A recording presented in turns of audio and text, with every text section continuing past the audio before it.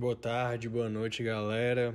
Meu nome é Marcelo e eu fiquei de dar a revisão da aula de relação ventilação e perfusão para vocês.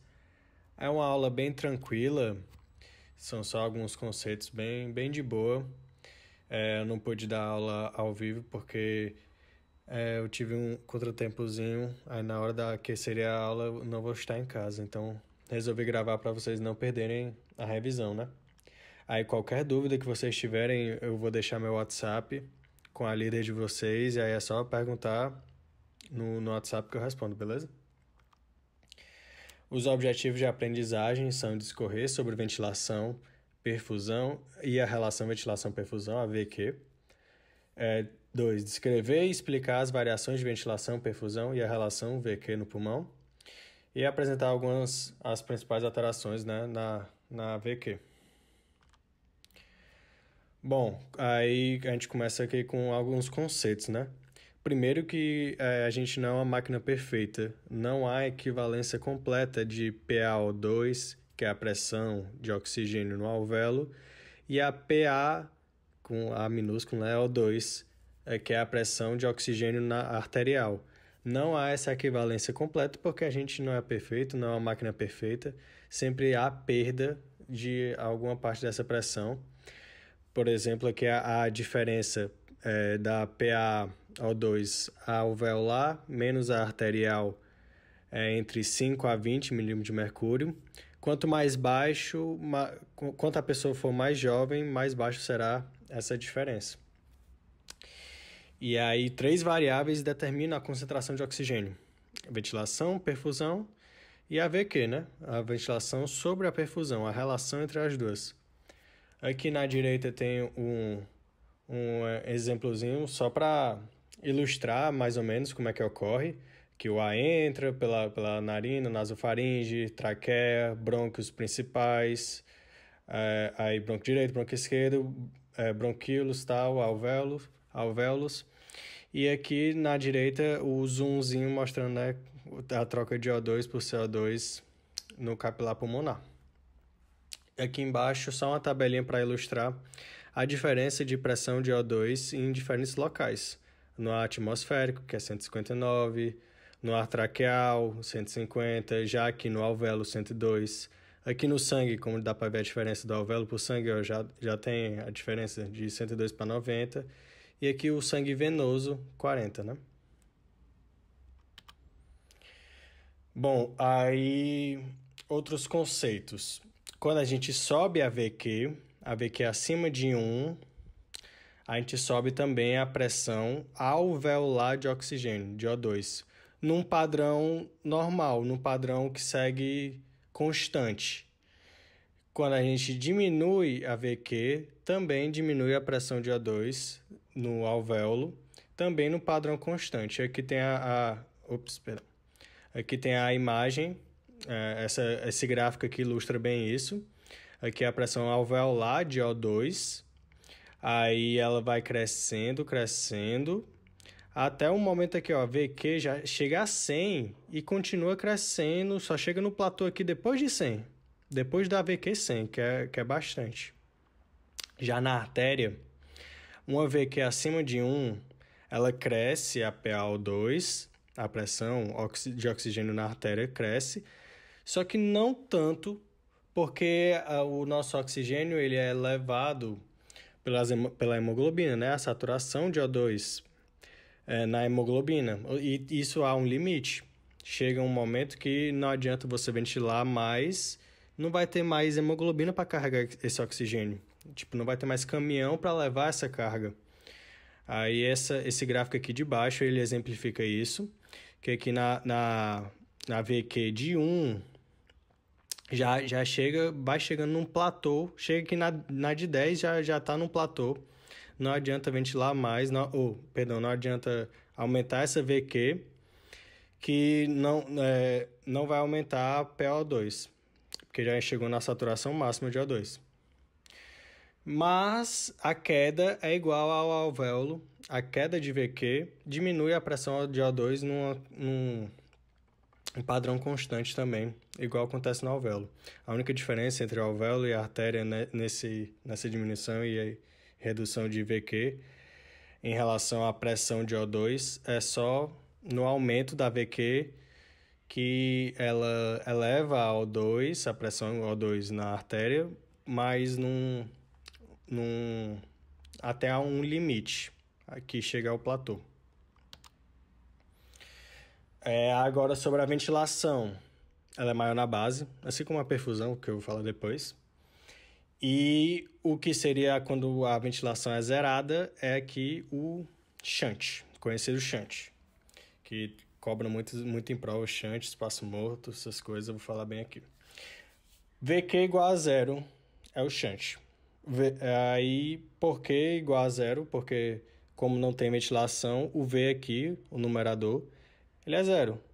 O zero dividido por qualquer coisa é zero. Aí o que exemplifica ele é esse aqui, o B. Tá tendo aqui uma obstruçãozinha, não tá chegando o ar no alvéolo, e aí não tá tendo a troca gasosa. Aí vai ter hipoxemia, porque não vai estar chegando oxigênio para entrar nessa artéria. E vai ter hipercapnia, porque esse CO2 não vai estar saindo, porque vai estar obstruído e que esse CO2 vai estar preso aqui. A pressão se iguala às do vaso, porque não vai ter pressão atmosférica aqui para, entre aspas, competir com essa pressão, né? A única pressão que está tendo aqui é o vaso com o alvéolo, ou seja, essas pressões são iguais, de O2 e de CO2. E os protótipos que causam shunt é muco, edema das vias aéreas, broncoespasmo, corpo estranho, algum tumor, algo que obstrua a via aérea, que não deixe o ar passar. Um excesso de muco, um edema, algo que diminua a via aérea. Aí... e aqui o A, né? O A seria o normal, né? O normal do nosso corpo. Sem shunt, nem espaço morto. A perfusão, também, como eu falei antes, ela é maior na base. E diferente da ventilação, aqui na perfusão, quando ela é zerada, o nome é espaço morto. O que eu uso para decorar isso de espaço morto, você já deve ter visto na anatomia, que existe o espaço morto fisiológico. Aquele espaço morto que todos nós temos, que é da narina, nasofaringe, traqueia, brônquio, aqueles locais que passa ar, que é uma via de como é que era o nome? Condução, é uma via de condução, mas não há troca de ar, não há troca de O2 por CO2. Não há troca gasosa, porque não tem perfusão. É só de condução. É nosso espaço morto fisiológico. Isso eu uso para decorar o que seria o espaço morto, né? Que às vezes a gente está na prova e a gente não consegue... o espaço morto era perfusão zero ou era ventilação zero? O que eu uso para decorar é isso, o espaço morto fisiológico, que é que todos nós temos, narina, nasofaringe, traqueia, brônquios, até antes dos brônquios que há a troca, né? Todos esses locais há ventilação, mas não há perfusão. E é isso que eu uso, né? Aí a VQ é igual ao infinito, porque um número dividido, como é sem perfusão, né? O Q é zero. Um número dividido por zero é infinito, não existe. As pressões se igualam à da atmosfera, tá? Que é a ilustração do que seria o espaço morto, que com a obstruçãozinha no vaso não está chegando sangue, está chegando ar, de boa, ventilado, mas não está chegando sangue. As pressões se igualam à da atmosfera, está aqui 150, como a gente tinha visto naquela tabelinha anterior, a pressão de O2 no ar atmosférico. E a hipoxemia ela é indireta, porque diminui a perfusão, não está tendo perfusão nesse local aqui, por conta de um trombo, alguma coisa nesse vaso sanguíneo. Aí ocorre o desvio do fluxo para algum outro local do pulmão que esteja de boa para fazer essa troca gasosa. Esse fluxo, o pulmão ele é inteligente, né? Ele manda, se está tendo problema desse lado, ele manda para o outro para tentar manter nossa demanda de oxigênio. Aí ocorre o desvio do fluxo, baixa a VQ de outro alvéolo, e isso sim ocorre a hipoxemia, ou seja, não é hipoxemia direta. O aumento do VQ não causa hipoxemia direta, ela é mais indireta. E o protótipo de espaço morto É o tromboembolismo pulmonar. É algum trombo que se prendeu aqui nesse vaso sanguíneo e não deixa o sangue passar pelo vaso sanguíneo, e isso é o protótipo do espaço morto. Aí a relação VQ. Diferente da ventilação e da perfusão isoladas, que são maiores na base, a relação VQ em si ela é maior no ápice. E o ideal dela é ficar ao redor de 1. Aí por que ocorre essa variação? Por que ela não é maior na base e não no ápice? Porque a base ela é mais perfundida do que ventilada e o ápice ele é mais ventilado do que perfundido. A perfusão ela varia mais do que a ventilação. Aqui esse gráficozinho dá para ver direitinho. Aqui de preto tá a perfusão, aqui essa bolinha preta, né? E essa bolinha branca é a ventilação. Aqui a gente pode ver que a perfusão na base ela é maior do que a ventilação. Ela está aqui acima, mas aqui quando a gente chega no ápice, aqui a bolinha preta, ela vai descendo e ela desce mais do que a ventilação. Ou seja, a perfusão ela varia mais. E essa variação maior da perfusão, ela explica o porquê que a VQ é maior no ápice. E aqui do triângulo, ele é mostrando a VQ, né? Aqui é da base até o ápice. E aqui esse gráfico aqui de cima é só ilustrando que o ideal da VQ, como o nosso corpo trabalha melhor na troca gasosa, com ventilação, perfusão, optimizando a troca gasosa, é aqui ao redor do 1, é onde tem a melhor ventilação e perfusão e consequente troca gasosa. É quando a VQ é ao redor de 1. Bom, aqui falando só melhor do ápice e da base, né, para ficar claro. No ápice, o VQ é maior. Isso porque, como ocorreu aquela variação da perfusão, a ventilação ficou maior do que a perfusão no ápice. E isso, como a ventilação ela é o numerador, ocasiona, né, um VQ maior. Aí outra coisa que é maior no ápice é a pressão de O2, porque tem um maior VQ. Aí outra coisa também que é maior é o pH, porque tem menos CO2 e o CO2 é ácido. E tem menos CO2 porque tem mais VQ. Aí aqui na base a ventilação é maior porque tem mais brônquios e a perfusão é maior porque tem mais vasos. Outra coisa que é maior também é a pressão de CO2, porque diferente do ápice tem menor VQ. É tudo uma escadinha de uma sequência de eventos, né? É sempre algo lógico para a gente pensar. E aqui é o exemplo do pulmão, a PO2, só mostrando a diferença de algumas pressões do ápice e da base. Por exemplo, aqui a PO2 aqui 132 no ápice e 89 na base, só para ilustrar. E por que ocorre essa variação da perfusão, ventilação, do VQ no pulmão, se ele era para ser algo uniforme, digamos assim? 50 a 40% dessa variação ocorre por conta da gravidade e do peso do pulmão. E a maior parte dessa variação ocorre por algo chamado fractal. É uma característica que o nosso pulmão tem, que aqui é a definição dela, definição de livro, né? Objeto gerado pela repetição de um mesmo processo apresentando autossemelhança e complexidade infinita. Traduzindo, é algo aqui que começa desse jeito e vai se dividindo na mesma proporção até chegar lá embaixo, sempre se divide na mesma proporção. Isso explica porque que a base tem mais vasos e mais brônquios. Porque ela começa lá de cima e vai se dividindo até chegar lá embaixo cheio de brônquios, cheio de vasozinhos por conta dessa distribuição fractal. Isso otimiza a ventilação e perfusão.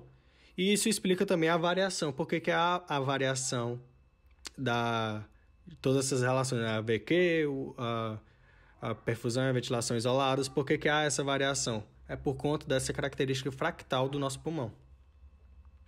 de sempre se dividir na mesma proporção, e quando chega lá embaixo tá cheio de vasinhos, bronquíolos, que otimizam a ventilação e perfusão.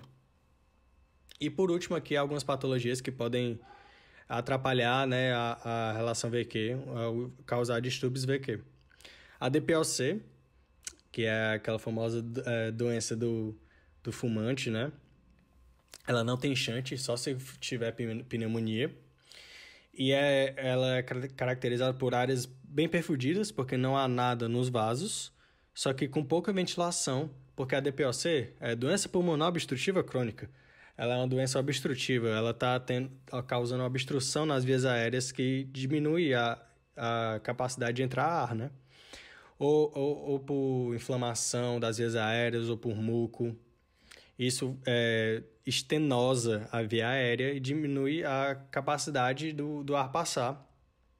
E também outra coisa que eu tenho no DPOC, né? A hiperinsuflação, porque a gente não, né? Quem tem DPOC, o paciente com DPOC, ele guarda o ar, ele hiperinsufla e não consegue...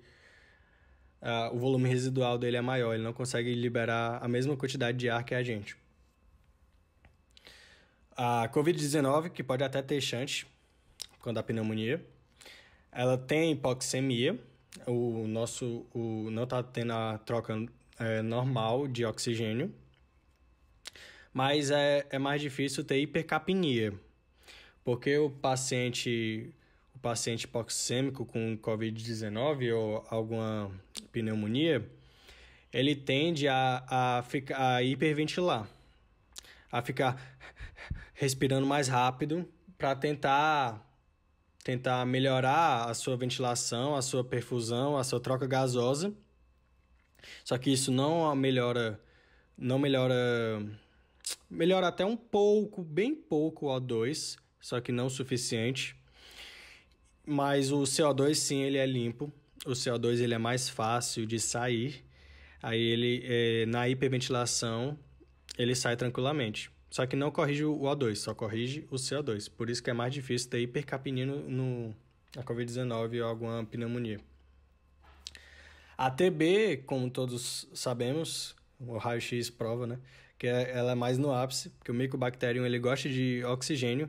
E aqui uma pegadinha importante de prova que a galera gosta de botar. Por que a pressão de O2 é maior no ápice? E isso causa o Mycobacterium gostar mais do ápice, né?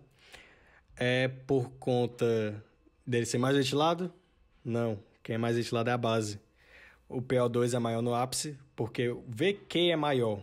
Não é porque ele é mais ventilado, porque quem é mais ventilado é a base. E por último, hipercapnia, que ele é um distúrbio VQ raro, porque normalmente quando a gente tem um distúrbio VQ por uma pneumonia, algo do tipo, a gente hiperventila, como eu falei no COVID-19.